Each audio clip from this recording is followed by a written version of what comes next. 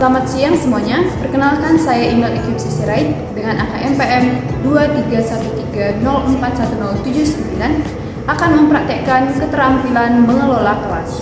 Sekian, selamat menyaksikan.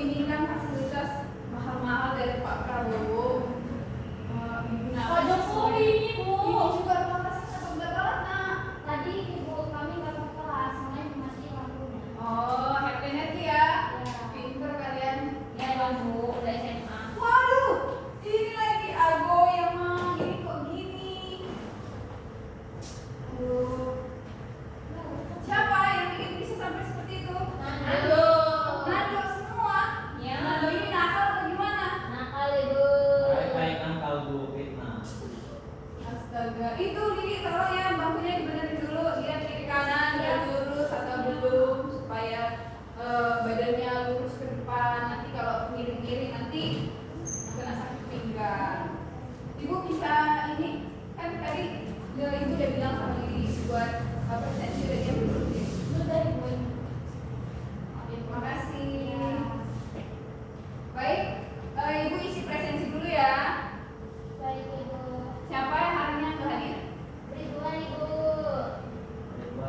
Ridwan Kamil. Seperti Gubernur Jawa Barat bukannya? Iya ibu, makanya mungkin dulu terinspirasi dari itu bu. Oke, ada lagi yang lain?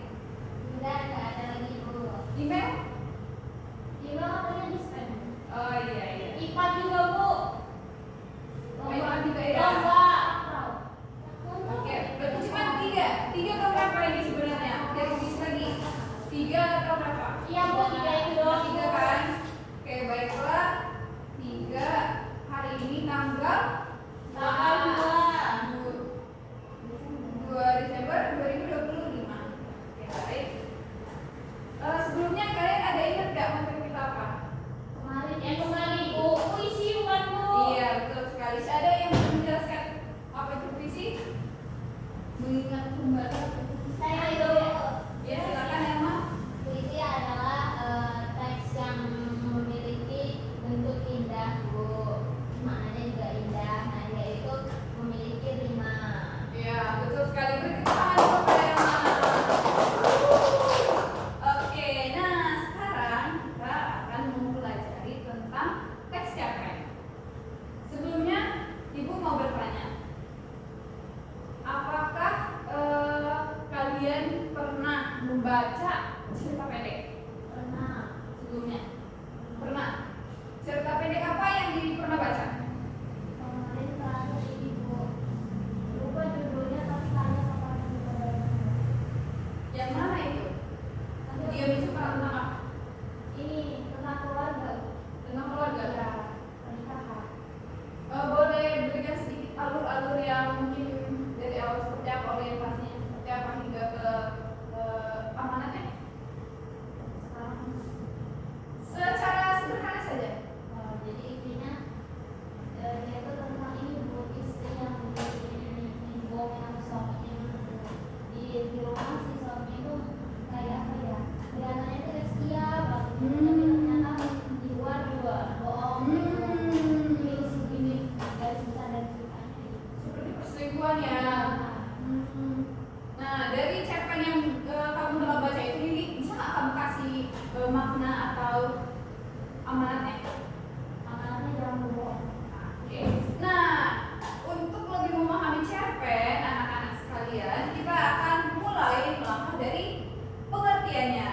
Oke, pengertian cerpen yang pertama itu, cerpen adalah cerita pendek yang berbentuk prosa naratif yang menceritakan sebuah peristiwa tunggal dengan tokoh, alur dan latar yang sederhana.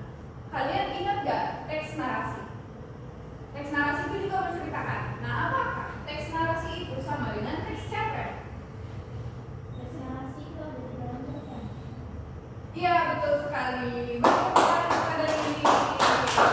Nah, tapi secara bentuk teks cerpen dan teks narasi itu berbeda. Teks cerpen itu mungkin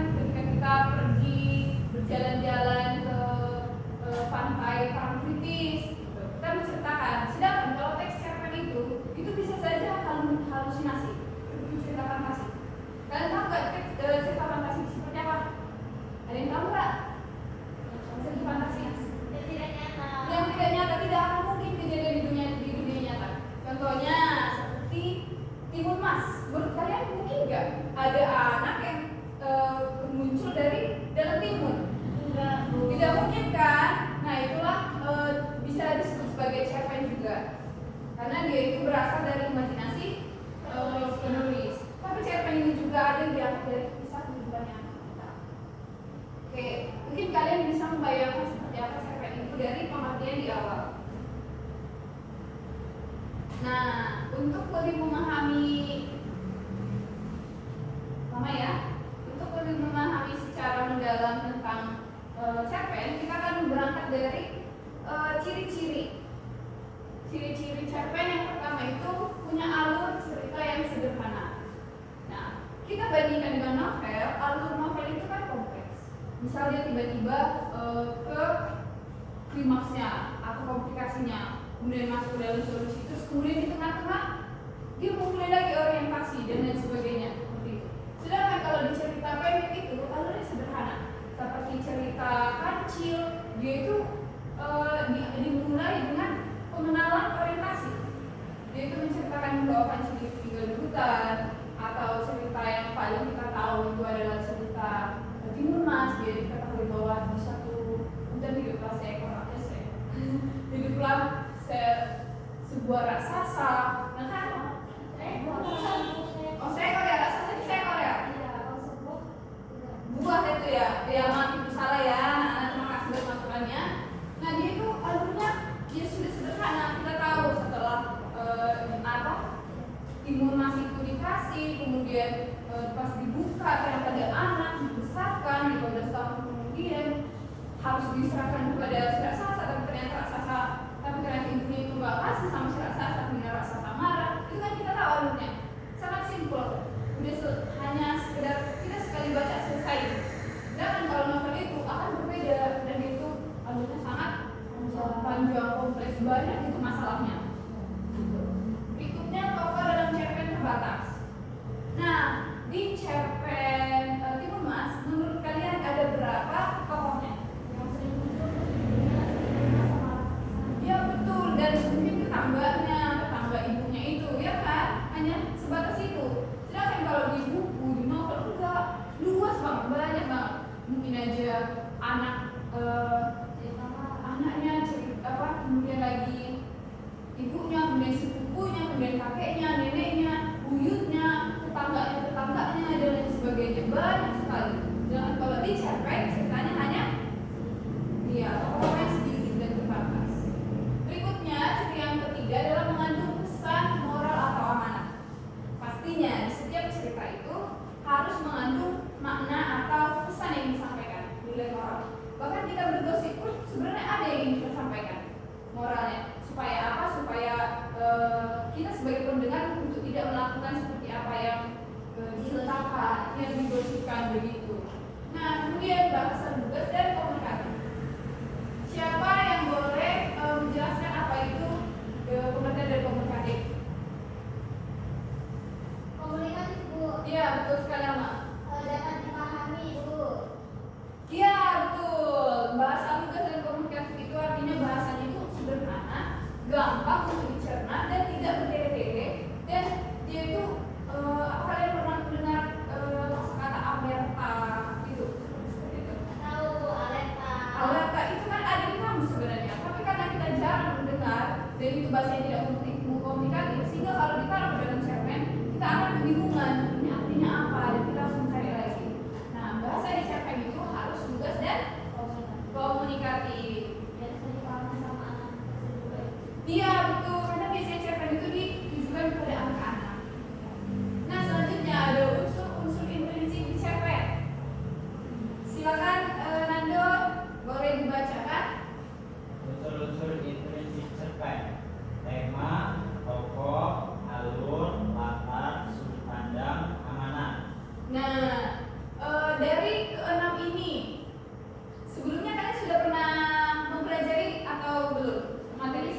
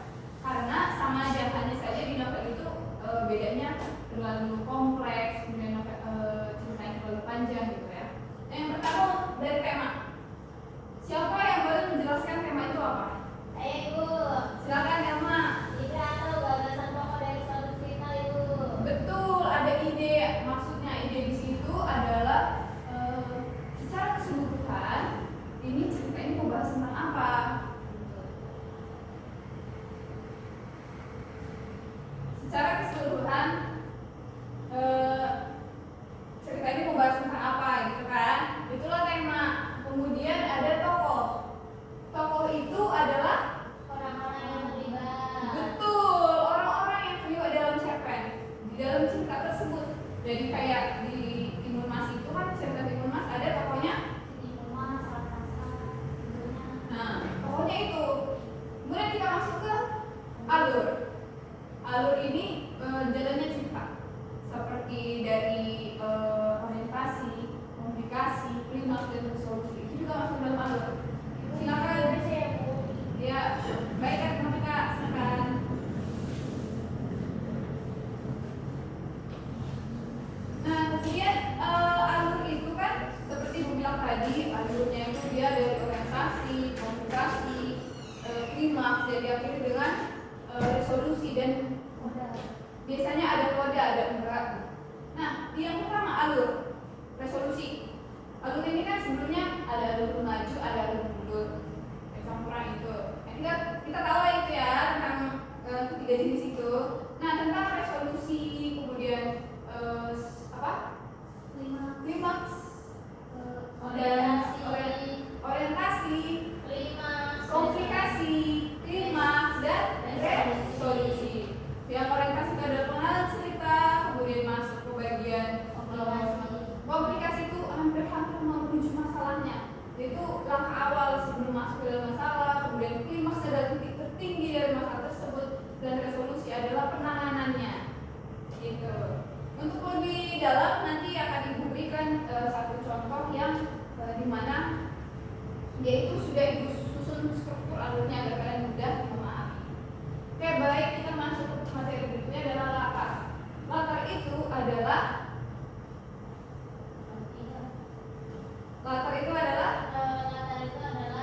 tempat, waktu, dan suasana dari suatu kejadian itu.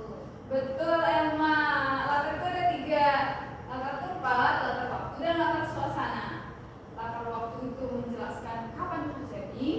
Latar suasana menjelaskan bagaimana suasana dalam cerita tersebut yang bisa dirasakan pembaca. Dan latar tempat adalah di mana cerita itu berlangsung. Seperti di hutan kah, di kebun kah, kemudian di rumah kah, di sekolah kah, itu latar tempat. Berikutnya adalah sudut pandang. Sudut pandang itu adalah di mana penulis itu memposisikan dirinya. Apakah penulis itu memposisikan diri sebagai orang pertama yang banyak menggunakan kata aku, ataukah penulis itu banyak menggunakan berada atau menempatkan dirinya berada di tokoh dia. Nah, itu sudah memakai sudut pandang orang ketiga. Berikutnya ada amanat. Amanat itu adalah pesan. Betul sekali. Pesan yang ingin disampaikan oleh penulis melalui cerita tersebut. Apakah sebenarnya penulis mau menyampaikan untuk bertanggung jawab seperti di dalam cerita Timun Mas kan? Pesan yang ingin disampaikan itu adalah bertanggung jawab, terus konsisten sama omongan, jangan mengikat janji, ya kan? Ya. Betul. Itulah amanat, pesan yang ingin disampaikan.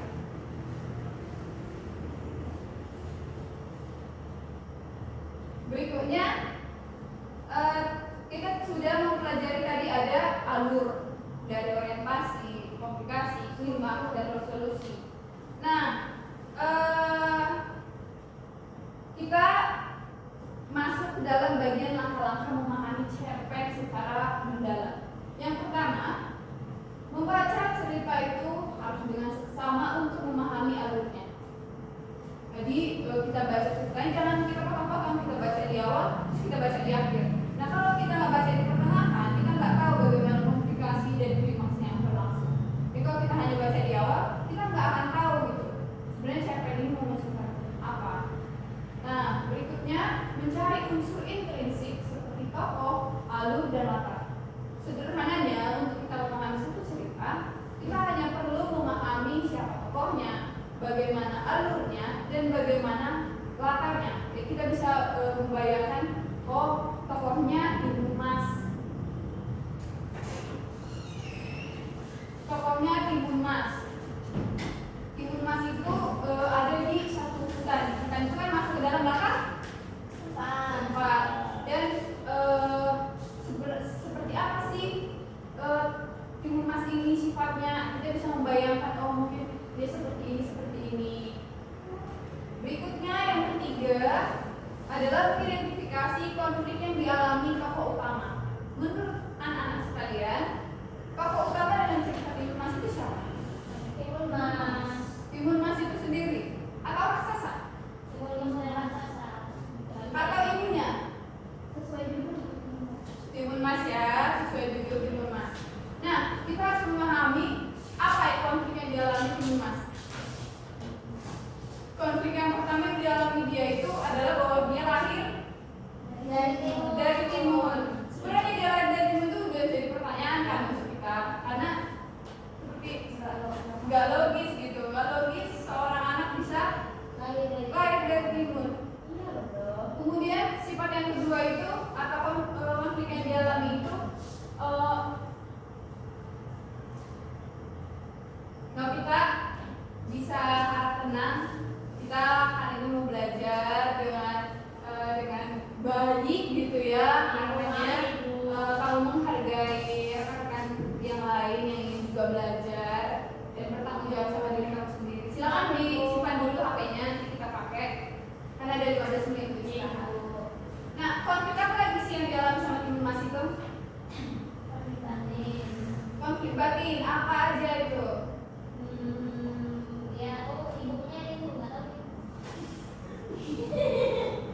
Konflik batin, sebenarnya ada konflik batin. Konflik batin apa? Dia takut karena dia mau dimakan raksasa. Itu ada konflik batin dalam dia, ada perasaan takut, ada perasaan apa? Dia dikejar-kejar, dia udah usianya 17 tahun dan dia akan dimakan. Dan dia nggak bisa melarikan diri gitu dari raksasa karena dia kan kecil. Nah, itulah yang perlu dipahami. Kemudian yang keempat, menentukan amanat yang ingin disampaikan pengarang. Amanat itu adalah pesan. Jadi pesan apa sih yang mau disampaikan oleh pengarang ini kepada kita? Nanti kita harus fokus ke dalam amanatnya itu. Dan yang terakhir adalah menemukan amanat yang ingin disampaikan. Bu, lalu kenapa tiba-tiba?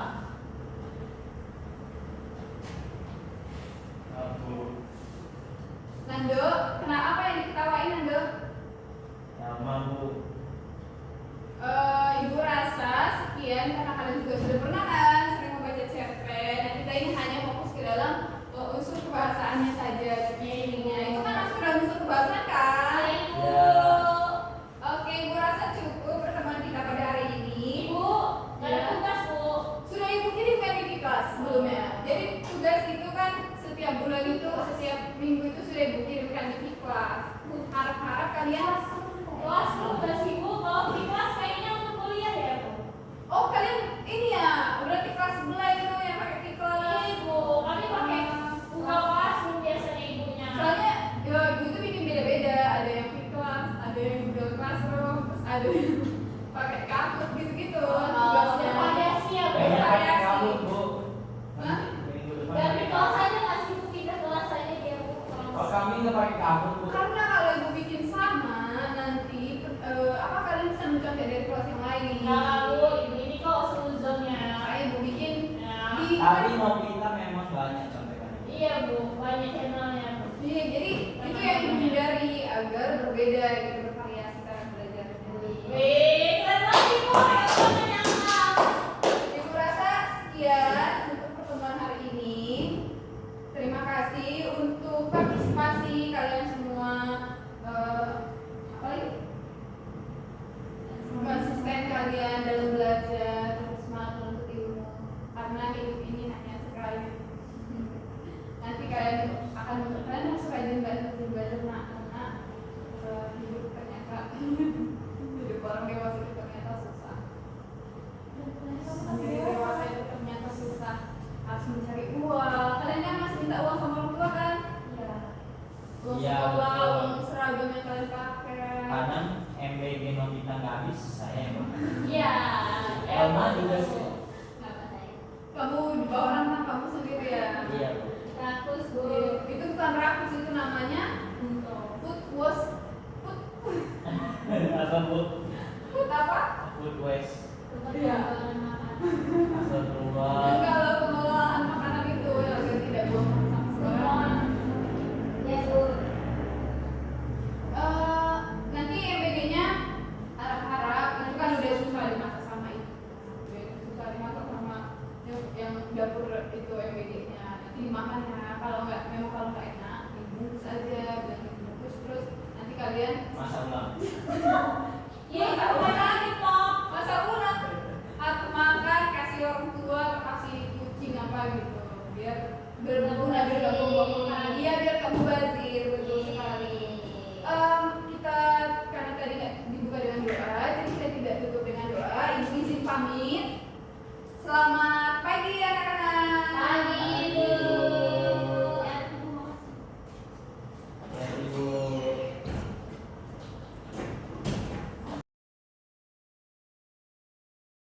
Assalamualaikum warahmatullahi wabarakatuh. Perkenalkan, nama saya Novita Sari dengan NPM 2313041063 selaku observer lisan dari calon guru bernama Email Ekripsi Sirait dengan NPM 2313041079 pada tanggal 5 November 2025 jam 13.00 waktu Indonesia Barat dengan topik tes cerpen pada keterampilan mengajar mengelola kelas. Yang pertama, pada komponen prinsip pengelolaan kelas, calon saudara guru email sudah melakukan hangat dan antusias tantangan bervariasi keluasan dan penanaman disiplin diri dengan cukup baik. Selanjutnya, pada pengelolaan penataan ruangan kelas, calon saudara email sudah melakukan pengelolaan meja kursi, lalu pengelolaan alat pembelajaran, penataan keindahan dan kebersihan kelas, dan sudah melakukan ventilasi dan tata cahaya yang cukup baik. Selanjutnya yang ketiga, tindakan pengelola kelas yang sebabnya ada preventif, yaitu sikap tanggap, perhatian, keterlibatan, lalu memberi perhatian pada waktu yang bersamaan saat mengajar, lalu merumuskan perhatian kelompok pada tugas yang diberikan, lalu memberikan petunjuk-petunjuk yang jelas, dan menegur tingkah laku siswa yang mengganggu kondisi kelas sudah dilakukan sangat baik oleh saudara guru email. Selanjutnya yang terakhir yaitu represif, yaitu dengan perubahan tingkah laku dan menimbulkan serta memecahkan tingkah laku yang terdapat masalah sudah dilakukan oleh calon guru email dengan cukup baik. Baik, sekian observer lisan dari saya, semoga dapat dipahami. Mohon maaf jika terdapat kekurangan. Terima kasih. Wassalamualaikum warahmatullahi wabarakatuh.